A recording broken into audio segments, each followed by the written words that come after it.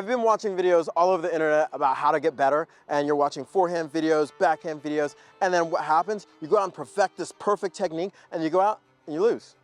And you're like, obviously the problem is I don't have perfect technique. I need to do it again. And then you go back and watch another video about internal rotation and how to set up this and that, and then you go back and you lose.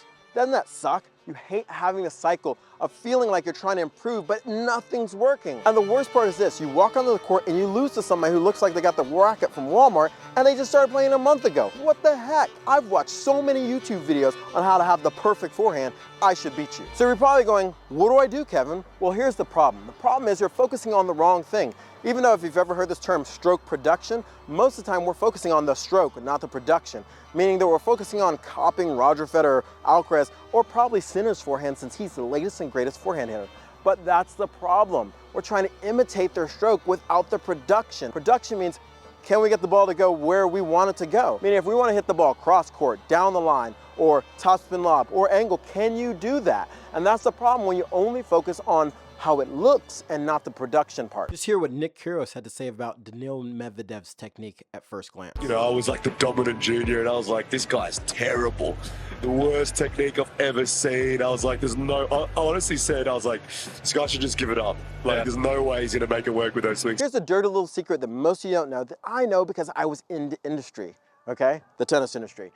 Here's the deal. When you develop juniors that you're seeing on TV, there comes a time when there's a coach just sitting there feeding them ball after ball after ball, making them execute. Here's the thing that you really don't see. When you look at their strokes back then, they're very simple. There's no internal shoulder rotation or anything crazy. Sometimes there are, sometimes not, but most of the time they're very simple because the coach knows that it doesn't matter kind of what your stroke looks like as long as you got the basic fundamentals down. It matters what you do with it. And so they spend years and years developing getting the ball where they want the ball to go, not on how the stroke looks. And if you don't believe it, go out to your local park and watch some player out there that looks like a hack. But guess what? He doesn't have the stroke or she doesn't have the stroke, but they slice it on a dime. They can hit the drop shot. They can hit it down the line. They can do whatever they want. Now here's the thing now. If you want to take your game to the next level and you're stuck, it's probably because you're focusing on the stroke and not the production. And now it's time to start working on the production. How do I start producing the strokes I want? There's two things you need to understand before you even start thinking about improving your production,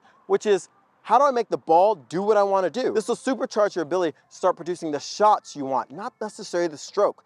The stroke is secondary. The shot is primary. So the first thing is contact. And the thing I love about contact is this ball is all you need to understand. It's something I read in a book and I think it's a phenomenal way of thinking about spot targeting. And it's a way of controlling where the ball goes. So take this target as a bullseye right here, and if I hit this bullseye, that's where the ball's gonna go. It's pointing where the ball's gonna go. So if I hit the bullseye on the outside of the ball, here it's gonna go cross court. If I hit it under the ball, it's gonna go up.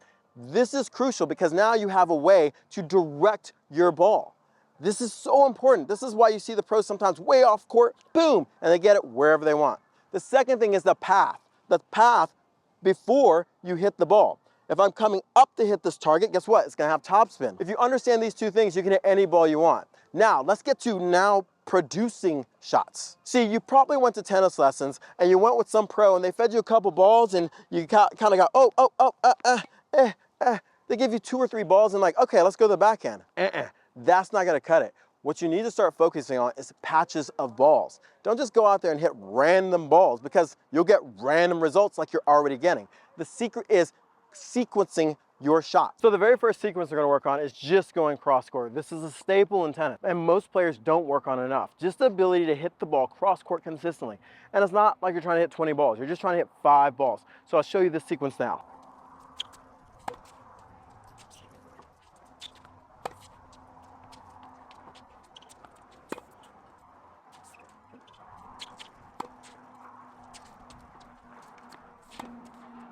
So right there you can tell, windy day, but I still got the ball in play, and that's what counts.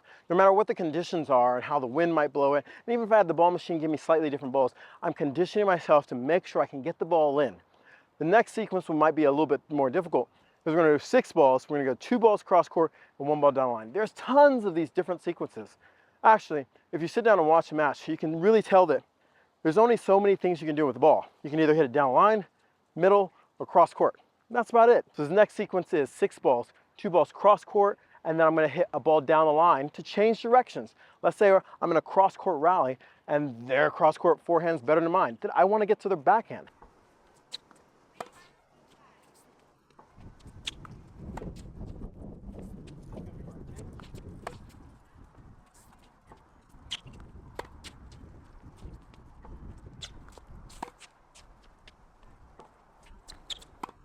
And you can see how this is challenging. Depending on your level, you might just need to work on cross courts. Now, here's the thing. Normally what I would do is do 5 sets of each one of these. So cross courts, I'd hit 5 balls and do 5 sets. And if I miss any ball, I start that set over. Same thing with the 2 balls cross court and 1 ball down line. If I miss one, I start it over. Now let's not forget that you have a backhand too. So you need to work on both sides. You need to balance out your side. If you definitely are at a higher level and you have one side that's weaker, you should probably spend a little bit more time on that side. If you're at a lower level, a lot of times I think really make your strength really strong, and then as you keep developing, start picking up your weakness so it's not so weak. And so we're gonna do the same thing on the backhand side, basically 5 balls cross court. So that's 1, 2, so I missed that, I have to do that again. 1, 2, 3, 4, 5. And I would do that for 5 sets. Now I'm going to do the one more drill where I go 2 balls cross court, 1 ball down the line. Same thing on the back end. You want to make sure that both sides have the ability to hit all 3 directions, meaning cross court, middle, and down the line. 1, 2,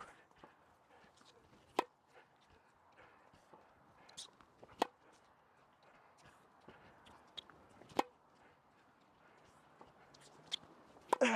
So even on a windy day like this, you have to make sure you're able to make it, which requires a lot of footwork. But you gotta make sure you're doing drills like this because now you're focused on the production. Sometimes your strokes are not gonna be perfect just because of the wind. But by focusing on the production and focusing on no matter what the ball gives me or the ball I get, I can still produce the shot I need. That's how you're gonna start improving your game. 90% of us don't need to hit the pro forehand to beat our opponent, unless you're playing Roger Federer, of which you're probably not watching this video anyway. Now, there's one more thing that you gotta do if you obviously wanna take your game to the next level, which is move to the ball. Tennis is a game of moving first, hitting second. Most of us think it's a game of hitting first, and then maybe we'll move, but you've gotta move. So, to help you out, go watch this video because it'll help you learn how to move on the court better to get to more balls so you can start producing more shots.